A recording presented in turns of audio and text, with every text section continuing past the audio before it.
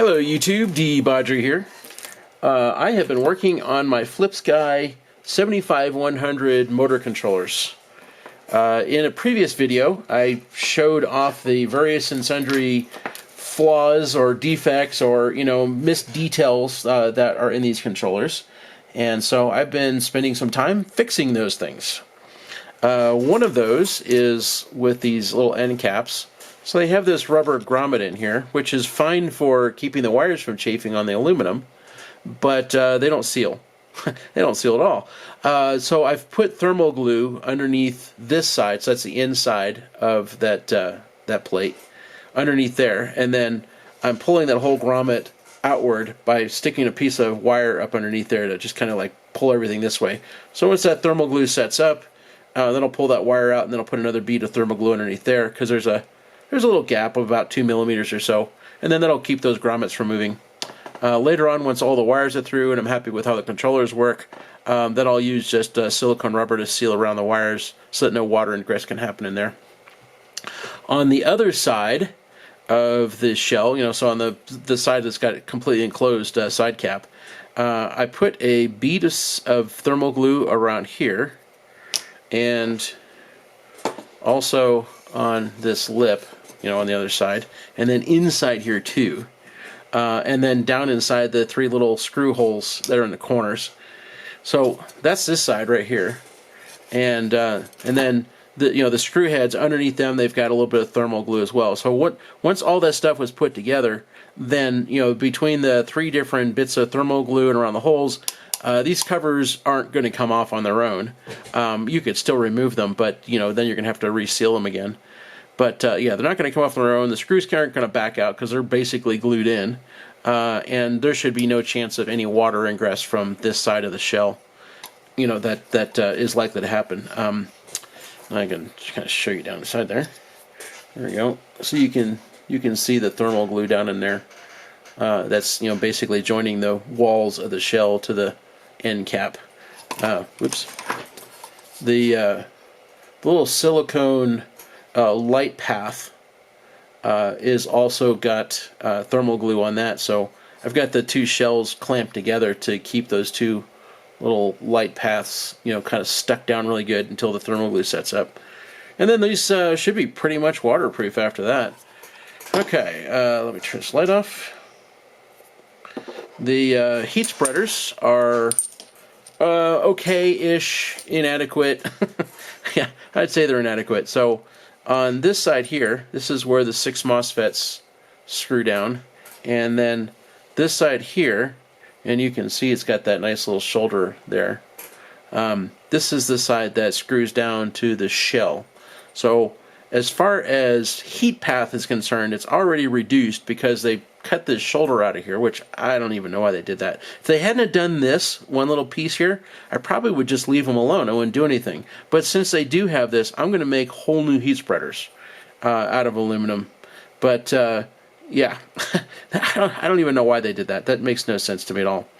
Anyway, so yeah, since I'm making new ones, I might as well make them bigger in every possible way. So this whole entire wall inside here, I'm going to make the heat spreader completely. As you can see, it's significantly smaller than that wall.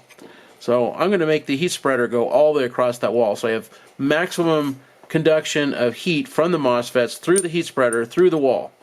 And then how I get rid of heat out of here, I don't know. I might bolt a heat sink on the side here. I might put a piece of aluminum on there. I'm not sure how I'm going to do that yet. But yeah, at least I'll have maximized the heat transfer from the MOSFETs to the shell as best as I can. And also, I don't know what I'm going to do with all these little ridges because they're pretty useless. It's not like they're fins. They're more like grooves in the surface. I'll probably have to fill those with thermal glue or something like that. Okay, let's talk about controllers. So they're both done. Whoops, that's the wrong one. I want this one. They're both done nearly exactly the same. So let's talk about the wires first. And here is the phase wires and battery wires. So all this stuff was 12 AUG, and if these are really 100 amp max controllers, then they really need to be bigger than 12 AUG. The wires are going to warm up. That's just how that's going to go. So anyway, this is all 10-AUG wires now.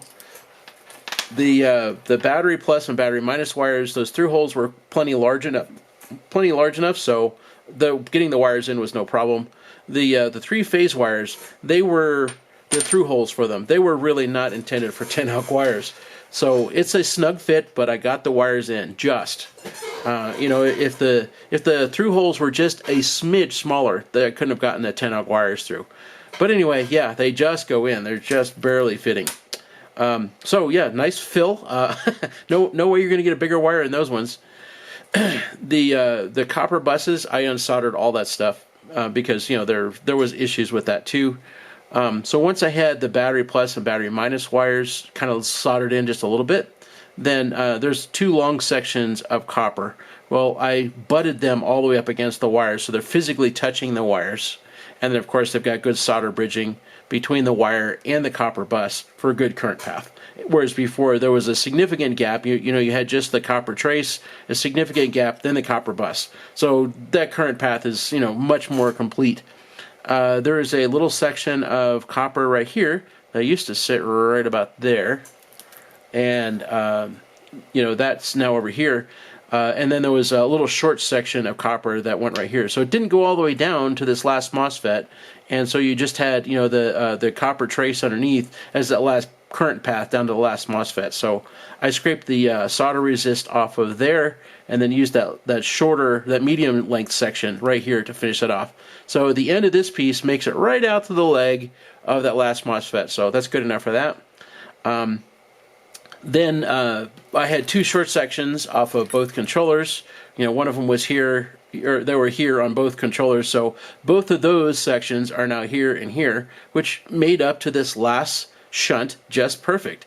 Whereas before, this little piece of copper right here just got to that corner of that last shunt. So this is now completely bridging from the bus to the shunt, and of course now everything is also soldered together. No gap between those.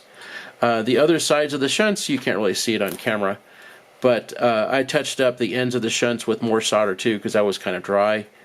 And of course around the three-phase wires, they weren't soldered all that well before, and of course now they're 10-AUG wires, so they've got good solder flow all the way around them, all the way down to the MOSFET legs. As best as I can make the current paths here as optimal as possible, I've done it in every way that I can.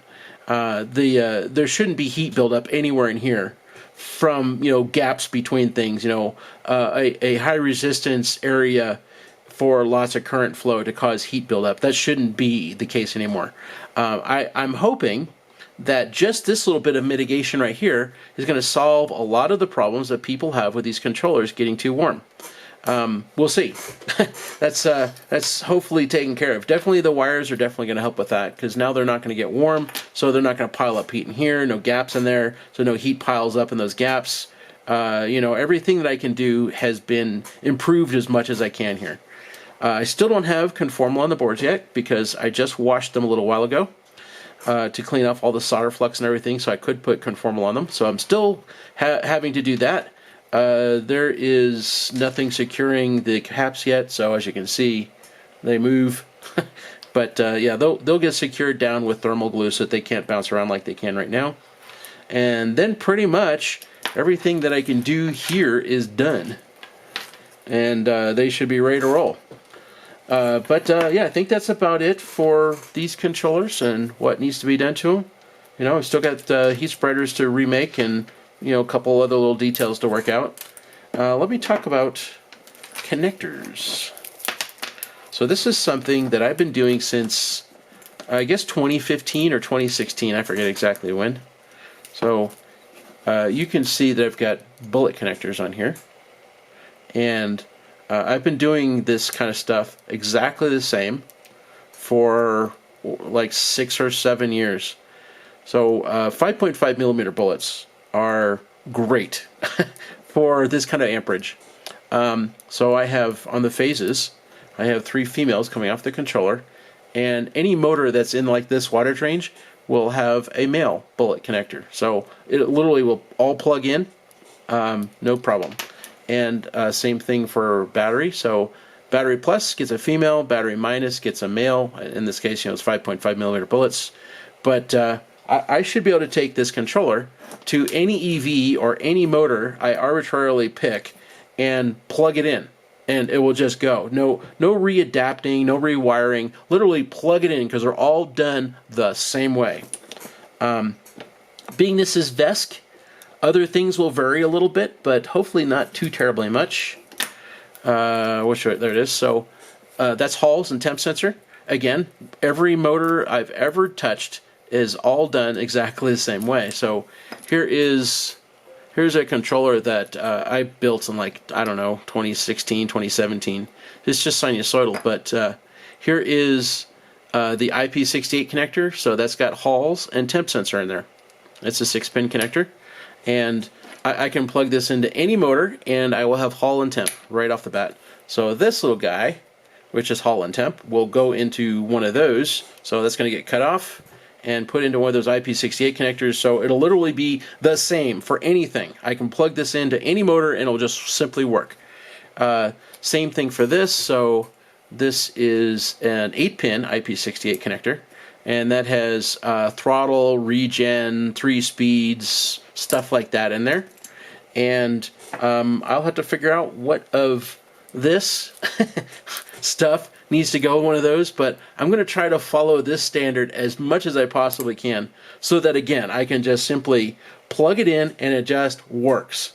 But there may not be that chance of happening because I've got more things to deal with here that I may or may not be able to contend with.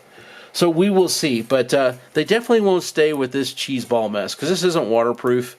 If the scooter goes through a puddle or something like that and this stuff gets wet, well, guess what? You're going to have water bridging across those pins, and this is going to be a mess. It's going to stop working. So why this stuff isn't already set up for like IP68 connectors, so it is waterproof, is beyond me. But nothing VESC is that I've seen. So yeah, all that stuff is going to get waterproof connections on it, so that none of that kind of thing can happen.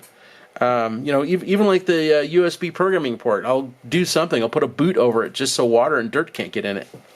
But yeah, some details about how VESC is done. Nobody really thought about, the fact that these things are going to be possibly exposed to water. So things like that to mitigate. Well, I think that's everything I want to show in this video. Basically the VESC controllers, how they're coming along, and how I've mitigated some of the Flipsky issues that they just didn't deal with. Yep, I think that's it.